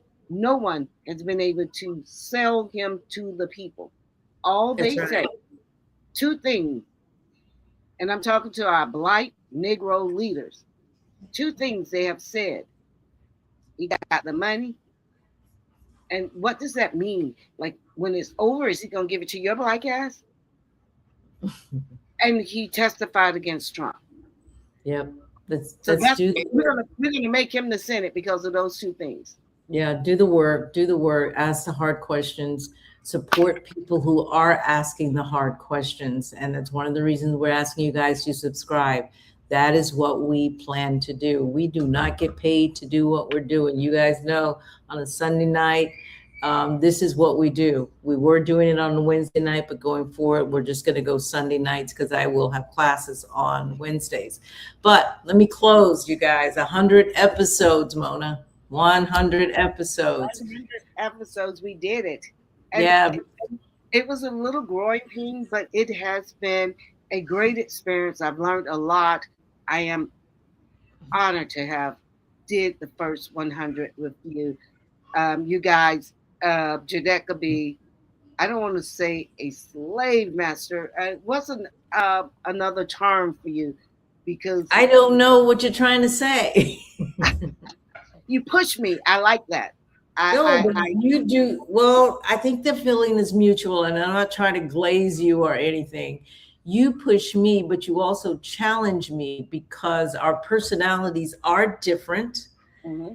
And but I appreciate the honesty with which you take information in, but I also appreciate the openness you have in reassessing some beliefs that you might have.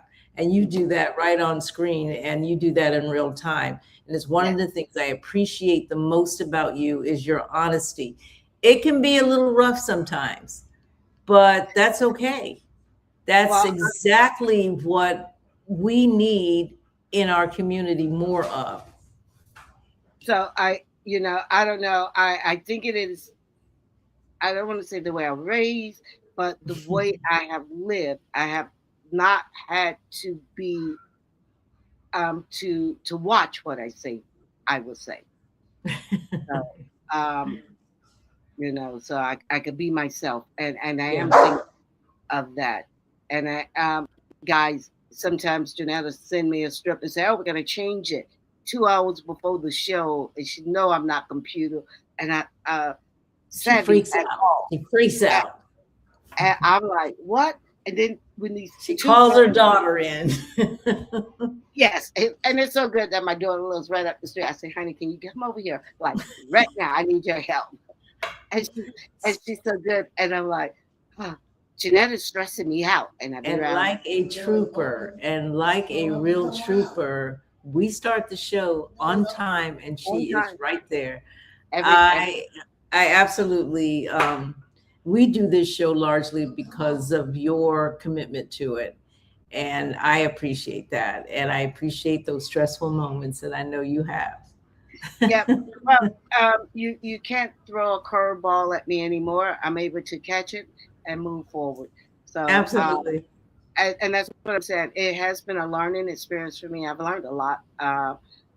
And I do appreciate it. So like I said, I do look forward to the next 100. And like you said, will be a lot less stressful going once a week. And maybe sometimes I think I would do a solo during the week if something happens. I love that. Or you and I, when you get a break, if something comes up on a Thursday or Monday, you're not going to be in class every damn night. That's really true. And so we will be doing some other than Sunday, and also I'll continue doing Substacks. Yes. And even sometimes just to say, hey, let's do an interview on this particular Substack, and we do a short of some sort. So we are excited about the next 100 episodes, and we are hoping you stay with us. Those of you who have loyally followed us, found us, and stayed with us. And for those who are yet to come, we want to grow this audience and have this conversation over the next 2 years, because we're talking the midterms and we're talking the 2028 presidential cycle. Yeah, we'll be right here. We're not going anywhere.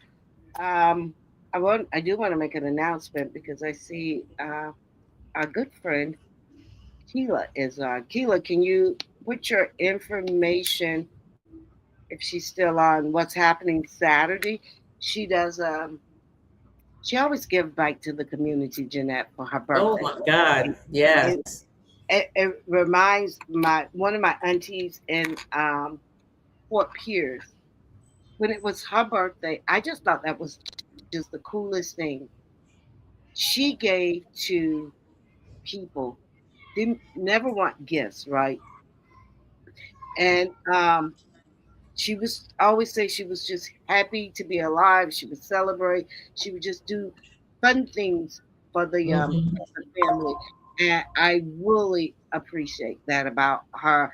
And Keela does the same thing. That's what she does. That's true. Yes. So she's gonna do. I think it's for the homeless people on Nebraska. And so guys, if you got anything you want to donate, she's collecting. She's giving out baskets this year. She's going to be donating blankets, toiletries, wipes, things that they would need. Okay, that's great. Yeah. And I told her that we are Black Independent, of course, will participate. So we're going to donate. Right. I don't know if I want to go pick up the stuff or just donate the money to her. So what time is this event? Saturday. Yeah. I don't Saturday. know. Okay. Probably in the morning. Maybe we'll find on Facebook. I will be posting it on our page. That's what I do. Okay. I'll post it on the page. Yeah, do that. So everyone, again, thank you so much. I think we're a little over the 2 hour, but I said we're not going to be stressing out even about that anymore. So I think we are good to go. Yeah, so we want to thank you guys, the folks, you've already said it, who have listened to us. Please like and share and subscribe to our YouTube channel, Substack. Jeanette has 3 articles over on Substack. I have 1. But we should be getting some more from you, Jeanette, soon. Yep, you should be. Okay. All right, guys. Right. Good night. Good night, and thank you so much. I'm sorry, I'm kind of moving around here. Thank you so much for joining us, and we'll see you for episode 101, 1 week from tonight. Let's do another toast. Ooh, Closing toast. We're good. All right. Got it? Good night. Yeah.